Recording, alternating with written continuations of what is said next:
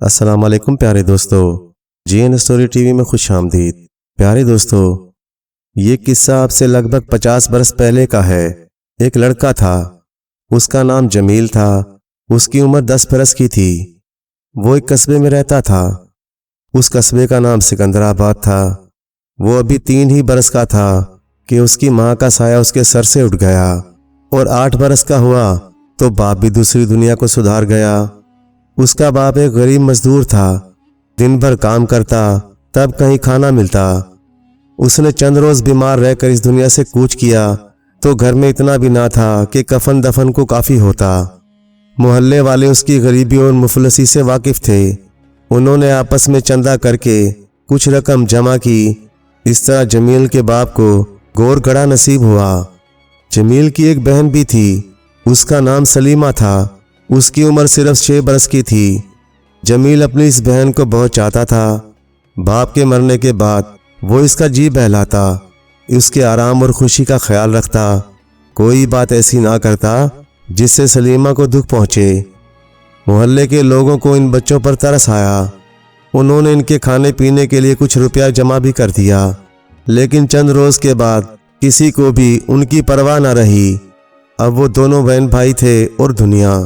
جمیلہ اور سلیمہ کی ایک پھپھو بھی تھیں، وہ ان کا کھانا پکا دیا کرتی تھیں۔ 2-3 مہینے تک کسی نہ کسی طرح ان کا خرچہ چلتا رہا۔ جب کچھ نہ رہا تو فاقے ہونے لگے۔ پھپھو بیچاری خود غریب اور مفلس تھیں۔ ان بیچاری کے پاس اتنا کہاں تھا کہ ان بچوں کو کھانا کھلا سکتیں۔ جب کسی نے کچھ مدد نہ کی تو ایک دن مجبور ہو کر پھپھو نے کہا، بیٹا، پیسے کے نام اب میرے پاس پھوٹی کوڑی نہ رہی۔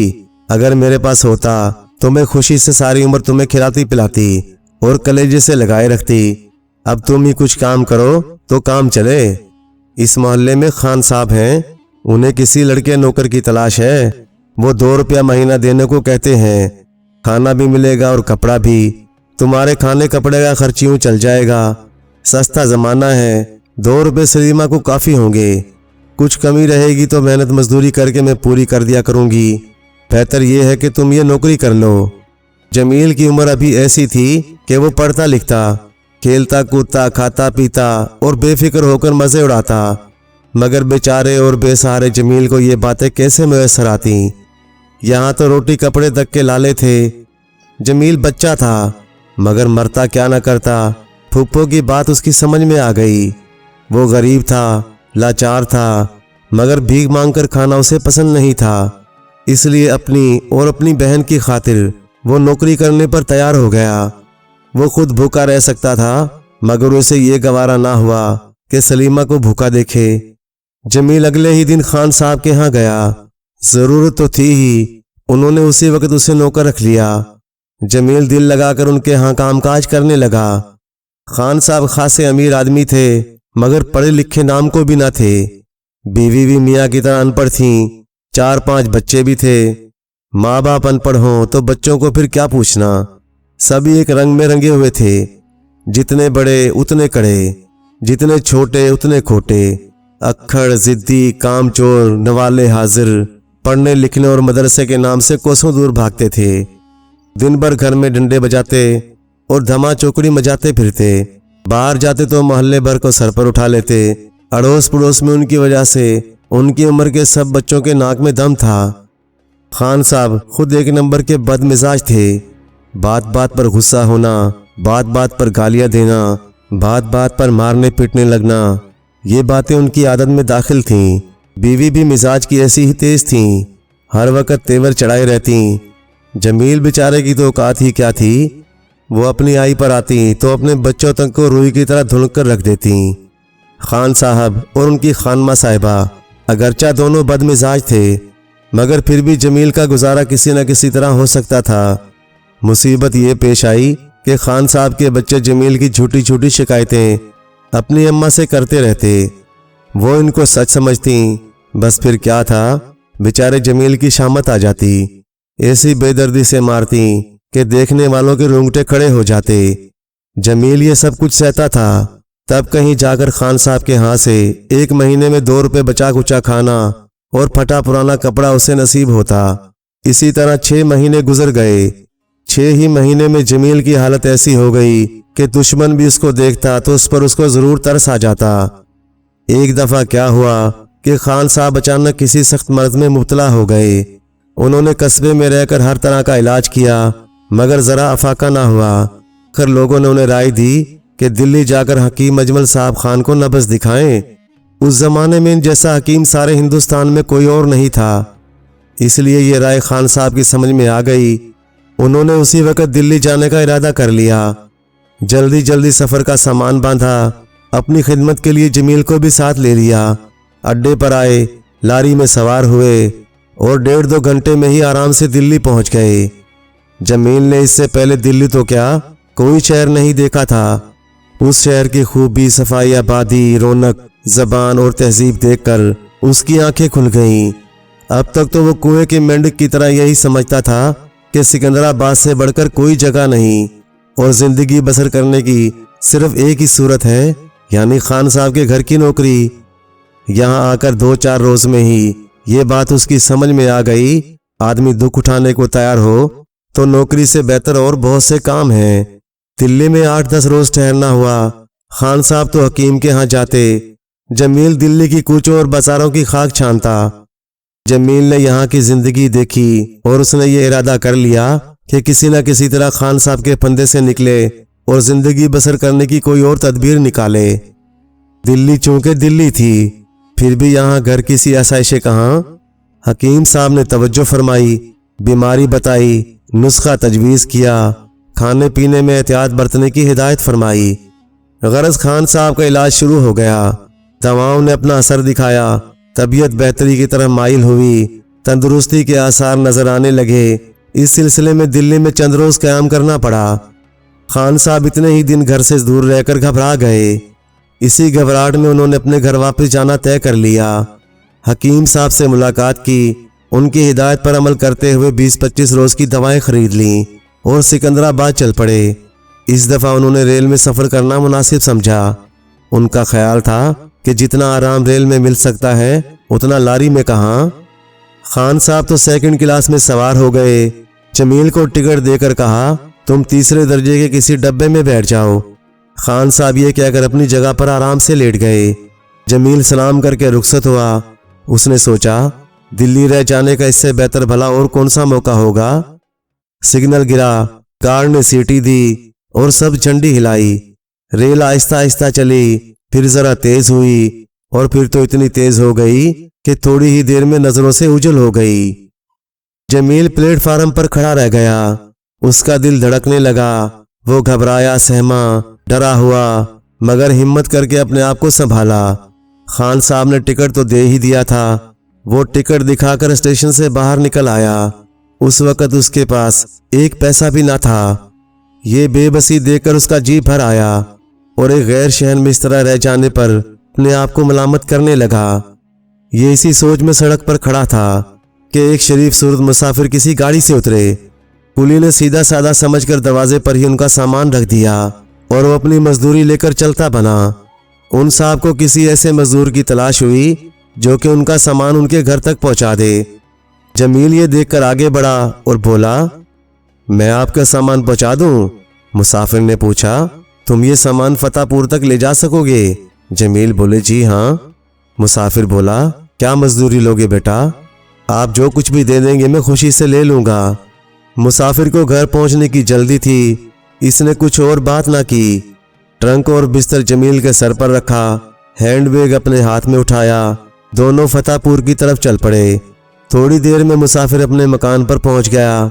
इसने खुश होकर जमील को 4 आने दे दिए। ये 4 आने जमील की नज़र में उस वक्त 4 रुपए के बराबर थे। वो इतना खुश हुआ कि मारे खुशी के नाचने लगा। मुसाफिर का सामान रखकर जमील फिर बाजार में आया। यहाँ इसने उस जमाने के पढ़े लिखे बाबू साहब को मिठाई की एक हल्की सी टोकरी और चंद कागजात के पलंदे लिए हुए पटड़ी पर खड़े पाया। ये साहब इधर उधर देख रहे थे कि कोई मजदूर मिल जाए। इतने में इनकी नजर जमील पर पड़ी। पूछा, अरे ओ लड़के, मजदूरी करेगा? जमील कहने लगा, जी हाँ। कहने की देर थी कि बाबू साहब ने मिठाई की टोकरी और कागजों का वो पलंदा उसके हवाले किया। सामान ही क्या था, جمیل اسے لے کر ان کے ساتھ ہو لیا اور یہ چیزیں ان کے گھر پہنچا دیں۔ انہوں نے بھی اس کو 2 آنے مزدوری دی اور اس طرح اس کے پاس اب 6 آنے ہو گئے۔ اتنے میں رات ہو گئی۔ یہ جامع مسجد آیا، نان بائی کی دکان پر کھانا کھایا۔ سستا زمانہ تھا، چند پیسوں میں پیٹ بھر گیا۔ باقی پیسوں کو انٹی میں اچھی طرح دبا کر جامع مسجد کے دروازے کی سیڑھیوں پر پڑ کر سو گیا۔ ایک نئے شہر میں یہ تنہائی کی اکیلی رات کسی نہ کسی طرح گزر ہی گئی۔ اب یہ تھا اور محنت کا میدان۔ یہ صبح اٹھا، وضو کیا، نماز پڑھی، خدا سے دعا مانگی، مسجد سے باہر آیا، پیسے کے بھنے چنے لے کر چبائے، پانی پیا، دوسرے مزدوروں کی دیکھا دیکھی ایک چھوٹی سی جھلی خریدی اور بازار میں چل پھر کر مزدوری شروع کر دی۔ سچ ہے، جو اپنی مدد کرتا ہے خدا بھی اس کی مدد کرتا ہے۔ اللہ نے اس کی محنت میں ایسی برکت دی کہ شام تک اس نے 8 آنے کمائے۔ 8-10 دن تک اس کا یہی طریقہ رہا۔ روز کھانے پینے کے بعد 4-6 آنے اس کے پاس بچ جاتے۔ اب اس نے ایک چھوٹی سی کوٹھڑی کرائے پر لے لی۔ اس طرح اس کے رہنے کا ایک اپنا ٹھکانہ ہو گیا۔ اس عرصے میں 2-4 آدمی بھی اس کو جان گئے، اس لیے مزدوری ملنی بھی آسان ہو گئی۔ جمیل کی عمر اگرچہ کم تھی، پھر بھی اس نے چند ایسی خوبیاں تھیں جو بہت سے مزدوروں میں نہیں ہوتیں۔ وہ بہت صاف ستھرا رہتا، کپڑے میلے ہو جاتے تو آپ دھو لیتا، کسی سے بات کرتا تو نرمی اور ادب سے کرتا، ناک بھوئے چڑھانا، بگڑنا اور بڑبڑانا تو وہ جانتا ہی نہ تھا۔ اپنی بساط سے زیادہ محنت کرنے کو تیار رہتا۔ وہ ہمیشہ سچ بولتا، جو کام بھی اسے دیا جاتا وہ بہت اچھی طرح اور ہوشیاری کے ساتھ کرتا، نہ کبھی کام سے جی چراتا، کاہل نکمے اور آوارہ لوگوں سے دور رہتا، اپنے کام سے کام رکھتا۔ یہی تمام باتیں اس کی کامیابی کا سبب بن گئیں۔ ابھی اسے دلی آئے ہوئے صرف 1 ہی مہینہ ہوا تھا، مگر اس نے کم عرصے میں اسے اتنی آمدنی ہو گئی کہ کوٹھڑی کا کرایہ، کھانے پینے کا خرچ ادا کرنے کے بعد بھی 10 روپے نقد اس کے پاس بچ گئے۔ اس نے اس رقم سے 5 روپے تو اپنی بہن سلیمہ کے لیے اپنی پھپھو کے نام سکندرآباد بھیج دیے، 3-4 روپے خرچ کر کے کپڑے سلوائے، 1 جوڑا جوتا خریدا اور ضرورت کی 2-4 چھوٹی موٹی چیزیں اور بھی لے لیں۔ اس طرح 3 مہینے گزر گئے۔ یہ ہر مہینے 5 روپے اپنی بہن کو بھیجتا، کوٹھڑی کا کرایہ ادا کرتا اور اچھا خاصا کھانا کھاتا رہتا۔ اس عرصے میں کبھی بھی ایسا ہوا کہ سارے دن مزدوری نہیں ملی۔ ایسے آڑے وقت میں کچھ نہ کچھ بچاتے رہنے کی عادت اس کے بہت کام آئی۔ اس کی زندگی مزے سے بسر ہونے لگی۔ وہ اپنا مالک آپ تھا۔ جمیل مزدوری بھی کرتا اور ہر بات پر نگاہ بھی رکھتا، ہر چیز کو دیکھتا۔ تھوڑے ہی دن میں اس پر یہ بات کھل گئی کہ جتنی قدر اور عزت پڑھے لکھے آدمی کی ہوتی ہے اتنی عزت ان پڑھ آدمی کی نہیں ہوتی۔ یہ دیکھ کر اس کے دل میں پڑھنے لکھنے کی خواہش پیدا ہوئی، لیکن کسی اسکول میں داخل ہو کر پڑھنا اس کے بس کی بات نہ تھی۔ ایسا کرتا تو مزدوری کے لیے وقت کیسے نکالتا؟ پیسے کے پہیے نہ ہوتے تو زندگی کی گاڑی کیسے چلتی؟ ایک دن شام کے وقت وہ کھانا کھانے کے لیے جامع مسجد میں گیا۔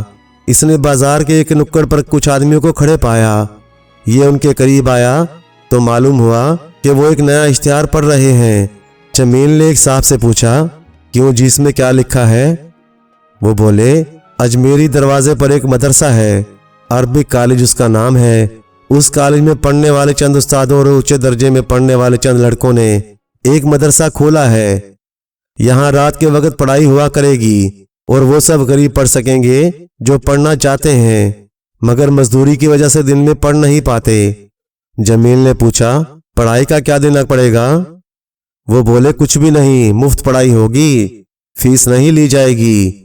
غریب اور شوقین پڑھنے والوں کو پڑھنے کی کتابیں اور لکھنے کا سامان بھی مفت ملے گا۔ یہ سننا تھا کہ جمیل پر خوشی کا خون دوڑنے لگا۔ وہ ایسا خوش ہوا گویا اس نے خزانہ پا لیا۔ یہاں سے آگے بڑھ کر اس نے پہلے تو کھانا کھایا، پھر پوچھتا پوچھتا سیدھا عربک کالج پہنچا۔ کالج کے ایک بڑے کمرے میں پڑھائی ہو رہی تھی۔ 10-12 چھوٹی بڑی عمر کے غریب لڑکے بیٹھے پڑھ رہے تھے۔ ایک نوجوان استاد انہیں پڑھا رہے تھے۔ یہ نوجوان محمد عرفان صاحب تھے جو عربک کالج کی BA کلاس میں پڑھتے تھے۔ انہی کی کوشش سے کالج کے چند اور لڑکوں میں قومی خدمت کا شوق پیدا ہوا تھا اور اب ایسی جماعت بن گئی تھی جو اپنے خالی وقت میں ان پڑھ لوگوں اور لڑکوں کو پڑھاتی تھی۔ محمد عرفان ایک ہنسمکھ نوجوان تھا، اس کے چہرے سے ہمدردی ظاہر ہوتی تھی۔ جمیل نے اسے سلام کیا، وہ خود آگے بڑھا آیا۔ جمیل نے بہت کوشش کی مگر محمد عرفان کے سامنے وہ کچھ نہ بول سکا۔ عرفان مسکرایا اور بڑی نرمی سے پوچھا، میاں تم یہاں پڑھنا چاہتے ہو؟ جمیل بولا، جی ہاں۔ عرفان نے پوچھا، روز آ سکو گے؟ یہ تو نہیں ہوگا کہ آج حاضر اور کل غائب، اس طرح پڑھائی نہیں ہوگی۔ روز آتے اور روز پڑھتے رہے تو امید ہے کہ تھوڑے ہی دنوں میں کچھ نہ کچھ آ جائے گا۔ جمیل نے روز آنے کا وعدہ کیا۔ عرفان صاحب نے ان کا نام اور پتے اپنے رجسٹر میں لکھ لیے۔ اس طرح جمیل کی پڑھائی کا آغاز ہو گیا۔ استاد کی ہمدردی، شفقت اور شاگرد کے شوق اور محنت کا کیا اثر ہوتا ہے، یہ بات جمیل کی پڑھائی کو نتیجہ دیکھ کر اچھی طرح سمجھ میں آ سکتی ہے۔ جمیل کو ابھی تک خان صاحب سے واسطہ پڑا تھا۔ اس نے محمد عرفان اور اس کے ساتھیوں کو برتاؤ کو دیکھا تو سمجھا کہ آدمی دراصل ایسے ہوتے ہیں۔ نرمی سے بات کرنا، محبت سے بتانا، پڑھنے والوں کو دشواریوں کو سمجھانا، ان کے دکھ اور درد میں شریک ہونا، ان کی ہمت بندھانا اور ان کی بھلائی کی کوشش میں بے غرض ہو کر برابر لگے رہنا، یہ باتیں رات کے اس مدرسے کے ہر استاد میں موجود تھیں۔ جمیل خود دل سے پڑھنا چاہتا تھا۔ ان کا برتاؤ سونے پر سہاگا ہو گیا۔ جمیل دن بھر مزدوری کرتا، شام کو کھانا کھا کر سیدھا عربک کالج میں آ جاتا۔ یہاں پورے 2 گھنٹے پڑھائی ہوتی۔ کبھی ایسا نہ ہوا کہ اس نے مزدوری کے لالچ میں اپنا پڑھنا چھوڑ دیا۔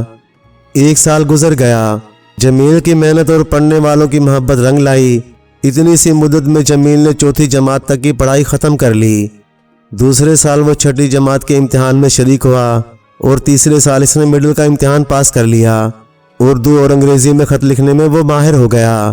وہ بعض مڈل پاس لڑکوں سے کچھ بہتر ہی تھا۔ پڑھائی کے ساتھ ساتھ مزدوری بھی جاری رہی۔ ہاں، اس میں کچھ فرق آ گیا۔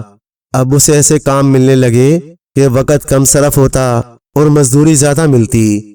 وہ اس دوران میں برابر سکندرآباد جا کر اپنی بہن اور پھپھو سے ملتا رہا۔ ایک آدھ بار وہ خان صاحب سے بھی ملنے گیا۔ وہ جمیل کی پڑھائی اور ترقی کا حال سن کر بہت خوش ہوئے۔ ناراض ہونے کے بجائے انہوں نے اپنی خوشنودی کا اظہار کیا۔ جمیل کی محنت دیکھ کر محمد عرفان کو اس سے خاص ہمدردی ہو گئی۔ جب یہ مڈل پاس کر چکا تو انہوں نے اس کو انگریزی ٹائپ سیکھنے پر لگا دیا اور بعض واقف دکانداروں سے سفارش کر دی کہ انہیں ٹائپ کا کام کرنا ہو تو وہ جمیل سے کرائیں۔ اس طرح جمیل کو معمولی مزدوری سے نجات مل گئی۔ اس کا کام ہلکا ہو گیا اور اس کی آمدنی بڑھ گئی۔ اب اسے پڑھنے لکھنے کے لیے زیادہ وقت ملنے لگا۔ محمد عرفان کے کہنے پر میٹرک کے امتحان کی تیاری میں جمیل نے پورے 2 سال صرف کیے اور لگاتار باقاعدہ محنت کا یہ پھل ملا کہ وہ دلی بورڈ کے امتحان میں سب سے اول آ گیا۔ اب کیا تھا، اسے یونیورسٹی کی طرف سے 50 روپے ماہوار وظیفہ بھی ملنے لگا۔ اس کامیابی سے اس کی ہمت بڑھ گئی۔ وہ عربک کالج میں داخل ہو گیا۔ وہ کالج کے وقت کالج میں پڑھتا اور اپنا خالی وقت دکانداروں کی چھٹیاں ٹائپ کرنے میں گزارتا۔ ساتھ ہی رات کے مدرسے میں دوسرے لڑکوں کو پڑھاتا۔ یہاں زیادہ تر مزدور ہی پڑھنے آتے تھے۔ یہ خود بھی مزدور رہ چکا تھا، اس لیے یہ ان کی مجبوریوں کو اچھی طرح سمجھ سکتا تھا۔ محمد عرفان اگرچہ کالج کی تعلیم سے فارغ ہو چکے تھے، پھر بھی رات کے مدرسے میں اب بھی سرگرمی سے حصہ لیتے تھے۔ جمیل محمد عرفان کا بہت اچھا معاون ثابت ہوا۔ اس کی کوشش سے رات کا مدرسہ دن دونی رات چگنی ترقی کرنے لگا۔ جمیل کی آمدنی اس زمانے میں کسی طرح 50 روپے ماہوار سے کم نہ تھی، مگر وہ ہمیشہ چادر کے موافق پاؤں پھیلاتا۔ اس نے اپنے قصبے میں ایک چھوٹا سا گھر بنوا لیا۔ اس کی بہن اور پھپھو کا گزارا بھی فراقت سے ہونے لگا۔ اس نے اپنی بہن سلیمہ کو بھی قصبے کے مدرسے میں داخل کروا دیا تھا۔ وہ مڈل پاس کر چکی تو اپنی پھپھو اور بہن کو بھی دلی لے آیا اور ایک اچھا خاصا صاف ستھرا کشادہ اور ہوادان مکان کرائے پر لے کر عزت کے ساتھ رہنے لگا۔ ادھر جمیل نے BA پاس کیا، ادھر سلیمہ میٹرک میں کامیاب ہو گئی۔ جمیل نے اپنی پڑھائی کے ساتھ غریبوں کی خدمت بھی کی۔ شہر کی بھلائی کے کاموں میں اس نے کچھ نہ کچھ حصہ لیا تھا، اس لیے اس کی کامیابی سے شہر کے بہت سے لوگوں کو خاصی خوشی ہوتی۔ اخبارات میں اس کی تصویر چھپی، شہر کے بڑے بڑے آدمیوں نے اس کو مبارکباد دی۔ اس نے BA کرنے کے بعد سرکاری ملازمت کے مقابلے کا بھی امتحان پاس کر لیا اور سرکاری دفتر میں 150 روپے ماہوار تنخواہ پر ملازم ہو گیا۔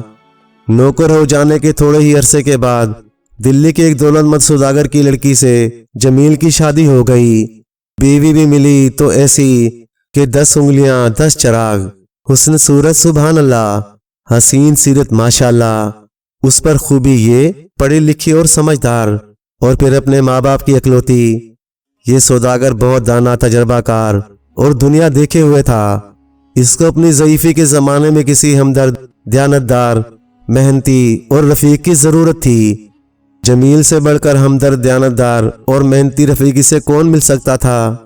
इसने अपनी बेटी की शादी जमील के साथ यही खूबियां देखकर की थी। इसने एक दिन जमील से कहा, अब तुम ये सरकारी नौकरी छोड़ दो और मेरे कारोबार में अपना हाथ बटाओ। तुम्हारे खर्च की किफालत दुकान करेगी। इस वक्त 150 रुपये माहवार तुम्हें मुआवजा मिलेगा, मगर तुम्हारी मेहनत और कारगुजारी देखकर जल्द इसमें इजाफा कर दिया जाएगा। जमील खुद भी सरकारी नौकरी को गुलामी समझता था। उसको तिजारत से बहुत दिलचस्पी थी। इसने ये मशवरा मान लिया और अपनी मेहनत और दयानत से दुकान की साख को चंद ही साल में 10 गुना कर दिया। कारोबार दिन दूनी रात चुगनी तरक्की करने लगा। सौदागर साहब ने यह देखा तो उनकी खुशी का कोई ठिकाना ना था। उन्होंने अपना सारा कारोबार जमील पर छोड़ दिया और खुद आराम की जिंदगी बसर करने लगा। इस तरह काम करते हुए कुछ साल और गुजर गए। जमील तिजारती कारोबार से खूब अच्छी तरह वाकिफ हो चुका था। उसको दुकान से 250 रुपये माहवार तनख्वाह मिलने लगी। इसलिए दिल खोलकर खर्च करने पर भी इसने थोड़ी बहुत रकम जमा कर ली। एक दिन क्या हुआ, वो सौदागर यानी जमील के ससुर साहब अचानक बीमार पड़ गए। ये दुकान में बैठा काम की देखभाल कर रहा था कि एक नौकर दौड़ता हुआ आया और जमील को बुलाकर ले गया। अपने ससुर की बीमारी देखकर जमील के होश उड़ गए। ये बहुत घबराया, मगर इनके समझाने पर अपने आप को संभाला। वो बोले, बेटा मेरी हालत अब इतनी गैर है कि ज्यादा बात नहीं कर सकता। ये सिविल सर्जन साहब और मेरे चंद दोस्त यहाँ मौजूद हैं। मैं इन सब के सामने वसीयत करता हूँ, आज से मेरी दुकान और कुल दौलत के मालिक तुम हो।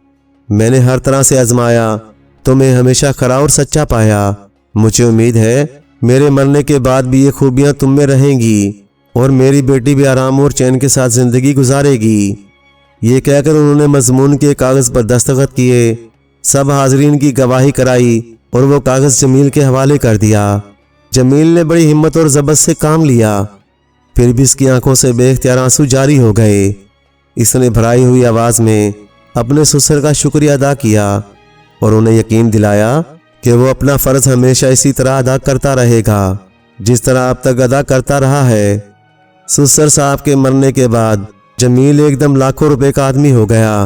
इतनी दौलत होते हुए भी वही नरमी और सादगी रही जो उससे पहले थी। इसने इस दौलत से बहुत अच्छा काम लिया। अपने ससुर की याद में गरीबों की तालीम के लिए एक मदरसा जारी किया। उस मदरसे की आलीशान इमारत बनवाई। वो इस मदरसे का सारा खर्चा भी खुद उठाता और निगरानी भी खुद ही करता। हजारों बच्चे और बड़े इस मदरसे की वजह से पढ़ लिख गए। अब तो दूर दूर जमील की शोहरत हो गई। वो अपनी बचत को बैंक में नहीं रखता, बल्कि हर महीने आमदनी का हजारों रुपया नेक कामों में खर्च करता। बेवाओं और अपाजों को गुजारा देता, यतीम बच्चों और बच्चियों की परवरिश करता, तरबियत और तालीम का मिसल अपने बच्चों का इंतजाम करता, मुसीबत ज़दा लोगों के काम आता। हर नेक काम के लिए उसकी थैली का मुंह खुल जाता। सच तो ये था उस जमाने में हातम की याद उसकी सखावत से जिंदा थी। कई साल के बाद मदरसे में एक दफा शानदार जलसा हुआ। इस जलसे में शहर के हजारों ही आदमी जमा थे। लाउड स्पीकर का इंतजाम था। हाल दुल्हन की तरह सजा हुआ था। उस वक़्त उन तालिब इल्मों को सनद दी जा रही थी जो इस मदरसे की तालीम ख़त्म कर चुके थे। हेडमास्टर साहब अपनी रिपोर्ट सुना चुके थे तो बाज़ बुजुर्गों और दोस्तों के इसरार पर जमील साहब भी तकरीर करने के लिए खड़े हुए। आपने सनद पाने वालों से खिताब करते हुए कहा, मेरे अजीज़ दोस्तों, मुझे अपना वो ज़माना याद है कि मैं एक मज़दूर का बेटा और ख़ुद भी मज़दूर था। मैं भी ऐसी ही सख्त मेहनत करके अपना पेट पालता था जिस तरह आप में से अक्सर पालते हैं। आज मेरी बदली हुई हालत जो आप इतनी बेहतर देख रहे हैं, इसका सबब जहाँ तक मैंने गौर किया मेरी मेहनत और दयानत है और वो तालीम जिसे इन खूबियों से मुझे फ़ायदा उठाने का मौका दिया। میں اپنے تجربے کی بنیاد پر یہ بات یقین کے ساتھ کہہ سکتا ہوں، اگر آپ نے محنت اور دیانت سے کام لیا تو آپ کی زندگی بھی کامیاب ہوگی۔ میں نے بھی بڑی محنت اور لگن سے پڑھا ہے، خدا کا شکر ہے اس محنت کا مجھے بہت اچھا بدلہ ملا۔ آپ بھی اپنی معمولی تعلیم اب ختم کر چکے ہیں۔ آپ زندگی میں قدم رکھیں تو اس مفید شغل کو ترک نہ کریں، اور علم کے شر چشمے کا جو شیریں پانی آپ نے پیا ہے یا آئندہ پئیں، اس سے دوسروں کو بھی سیراب کرتے رہیں۔ خدا آپ کا ہر حال میں معاون ہو اور ہمیشہ نیکی کی توفیق دے۔ بہت سے لوگ جمیل کا حال خود اس کی زبانی سن کر دنگ رہ گئے۔ شہر والوں کی نظر میں اس کی عزت پہلے سے بھی زیادہ بڑھ گئی۔ اس کی زندگی کو نمونہ بنا کر اور بھی بہت سے لوگ کامیاب ہوئے، جن کی زندگی نہ صرف ان کے اپنے لیے بلکہ دوسروں کے لیے بھی مفید ثابت ہوئی۔ پیارے دوستو، کہانی اچھی لگے تو لائک کریں، چینل کو سبسکرائب کر دیں، اور مزید اسی طرح کی قصے کہانیاں دیکھنے اور سننے کے لیے دیکھتے رہیں RG اردو اسٹوری۔ شکریہ۔